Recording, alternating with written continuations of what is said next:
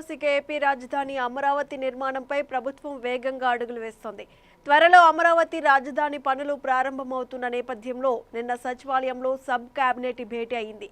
ఈ భేటీలో కీలక నిర్ణయాలు తీసుకున్నారు. రాజధానిలో గతంలో భూములు తీసుకున్న 13 సంస్థలకు కేటాయింపులు రద్దు చేస్తూ సబ్ కేబినెట్ సంచలన నిర్ణయం తీసుకుంది.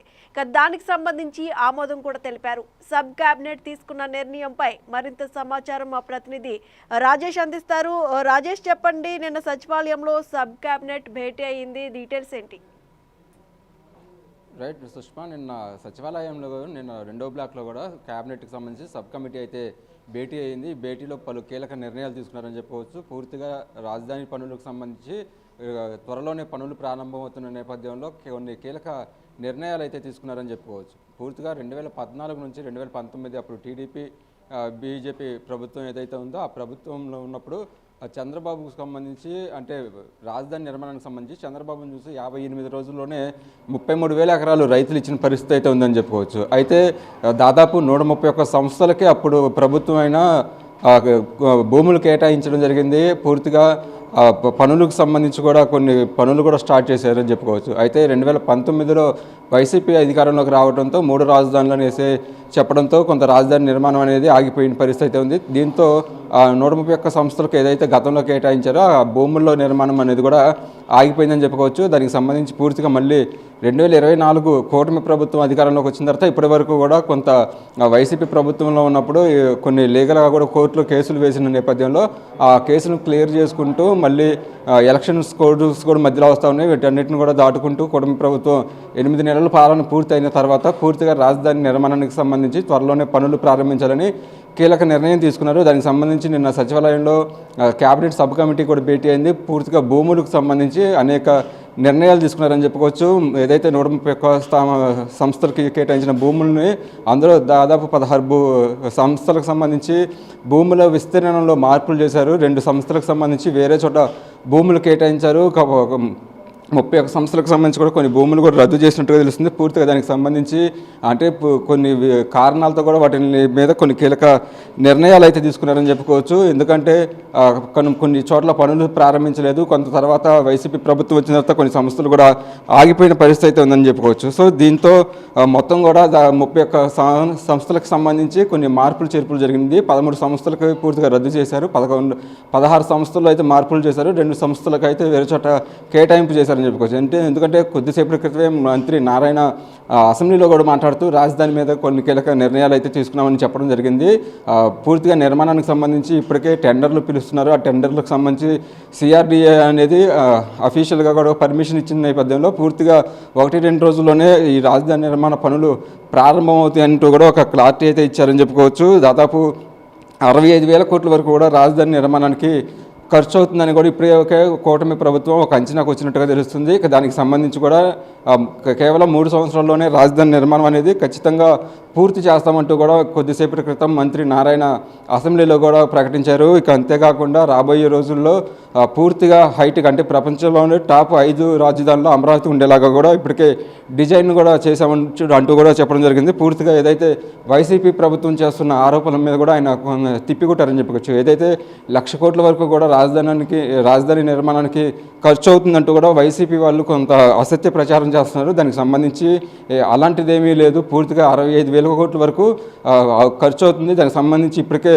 కొటేషన్ కూడా రెడీ అయిపోయింది. ఇంకా అంతేకాకుండా ఎవరు కూడా దీనికి ₹1 ఖర్చు పెట్టాల్సిన అవసరం లేదు. ఎందుకంటే దాదాపు 33,000 ఎకరాల భూములు ఉన్నాయి. ఆ భూముల్ని కొన్ని చోట్ల అమ్మడం ద్వారా ఆ వచ్చిన డబ్బుతో ప్రత్యేకంగా రాజధాని నిర్మాణం చేస్తామంటున్నారు. ఇంకా అంతేకాకుండా అనేక సంస్థలకు బ్యాంకులకు సంబంధించి కూడా లోన్లు కూడా ఇప్పటికే కన్ఫర్మ్ అయినట్టుగా తెలుస్తుంది. 1-2 రోజుల్లోనే దాని మీద కూడా ఒక క్లారిటీ వచ్చే అవకాశం ఉంది. ప్రస్తుతం ఆంధ్రప్రదేశ్ ప్రభుత్వం అయితే కొన్ని బ్యాంకుల దగ్గర లోన్లు తీసుకుందని చెప్పుకోవచ్చు. ఆ లోన్లకు సంబంధించి కూడా ఏడీబీ బ్యాంక్ నుంచి 13,400 కోట్లు ఇప్పటికి రుణం తీసుకున్నట్టుగా తెలుస్తుంది. ఇక KFW బ్యాంకు నుంచి కూడా 5,000 కోట్లు కూడా రుణం తీసుకున్నారు. ఇక హడ్కో నుంచి కూడా 11,000 కోట్లు రుణాలు తీసుకున్నట్టుగా కూడా ప్రకటించారు. ఇంకా అంతేకాకుండా కేంద్రం నుంచి 1,650 కోట్లు ప్రత్యేక గ్రాంట్ వచ్చిందని కూడా చెప్తున్నారు. ఇంకా ప్రత్యేకంగా 10,000 కోట్లని కూడా వేరే లోన్ తెచ్చుకోవడానికి కూడా కేంద్రం ప్రభుత్వం ఇప్పటికే అవకాశం ఇచ్చిందని కూడా ఇటు మంత్రి నారాయణ చెప్పారు. పూర్తిగా రాబోయే రోజుల్లో ₹1 ఖర్చు లేకుండా లోన్ల ద్వారానే 65,000 కోట్ల వరకు కూడా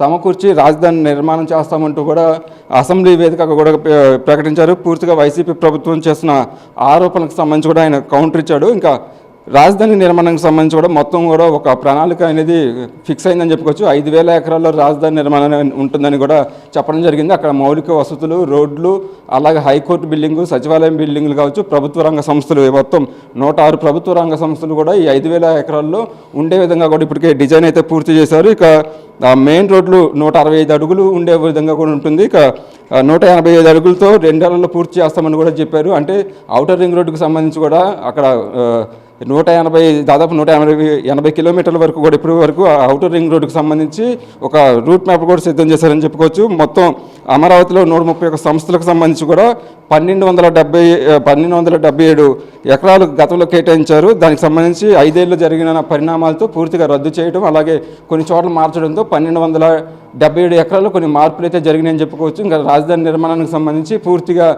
సిఆర్డీఏ కమిషనర్ కూడా కొద్దిసేపటి క్రితం చెప్పడం జరిగింది. ఇక ఏదైతే పర్మిషన్స్ ఉన్నాయో ఆ పర్మిషన్స్ మొత్తం కావచ్చు, అలాగే వివిధ బ్యాంకుల నుంచి లోన్లు కూడా 2-3 రోజులు అప్రూవల్ కూడా వస్తుంది కాబట్టి పూర్తిగా పనులు ప్రారంభిస్తామంటూ కూడా అటు సిఆర్డీఏ కమిషనర్ చెప్పారు. ఇంకా అంతేకాకుండా నిన్న సచివాలయంలో సబ్ క్యాబినెట్ భేటీలో కూడా అనేక కీలక నిర్ణయాలు తీసుకున్నారు. అసెంబ్లీ వేదికగా కూడా మంత్రి నారాయణ కొద్దిసేపటి క్రితం ప్రకటించడం జరిగింది. రాజధాని నిర్మాణం అనేది ఖచ్చితంగా 3 ఏళ్లలో పూర్తి చేస్తామంటూ కూడా ఒక క్లారిటీ అయితే ఇచ్చారు సుష్మా.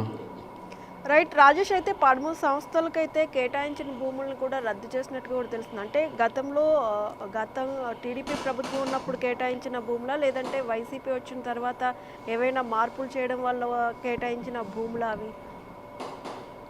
లేదు, ఖచ్చితంగా ఇవి 2014 రాష్ట్ర విభజన జరిగిన తర్వాత అప్పుడు టీడీపీ, బీజేపీ కలిసి పొత్తుగా కూడా ప్రభుత్వాన్ని ఏర్పాటు చేశారు. అప్పుడు రాజధాని నిర్మాణానికి సంబంధించి 33,000 ఎకరాలు సేకరించారు. ఆ 33,000 ఎకరాల్లో మొత్తం 131 సంస్థలకి అయితే భూములు కేటాయించారు.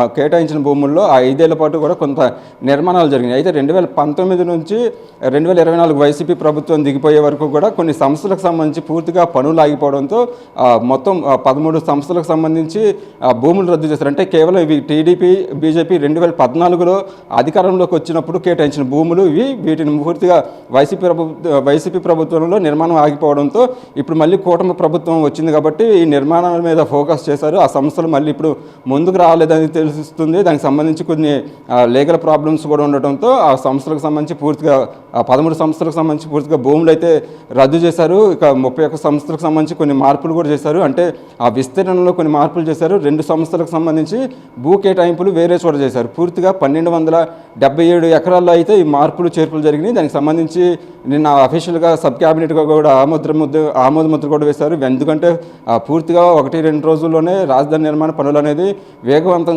అవుతున్న నేపథ్యంలో భూ సమస్యలు అనేది ఎక్కడ ఉండకూడదనేసి ఇప్పటికే ఈ 9 నెలల పాలనలో కూడా కూటమి ప్రభుత్వం అనేక సర్వేలు కూడా చేసిన నేపథ్యంలో భూ కేటాయింపులకు సంబంధించి ఒక కీలక నిర్ణయం అయితే తీసుకున్నారని చెప్పుకోవచ్చు Sushma. Right, thank you Rajesh. ఇక ఏపీ రాజధాని అమరావతి నిర్మాణంపై ప్రభుత్వం వేగంగా అడుగులు వేస్తుంది. త్వరలో అమరావతి రాజధాని పనులు ప్రారంభమవుతున్న నేపథ్యంలో నిన్న సచివాలయంలో సబ్ క్యాబినెట్ భేటీ అయింది. ఈ భేటీలో కీలక నిర్ణయాలు తీసుకున్నారు. రాజధానిలో గతంలో భూములు తీసుకున్న 13 సంస్థలకు కేటాయించిన భూములను రద్దు చేస్తూ సబ్ క్యాబినెట్ సంచలన నిర్ణయం తీసుకుంది. ఇక దానికి సంబంధించి ఆమోదం కూడా తెలిపారు. ఇక మరిన్ని అప్డేట్స్ కోసం చూస్తూనే ఉండండి AP23 న్యూస్.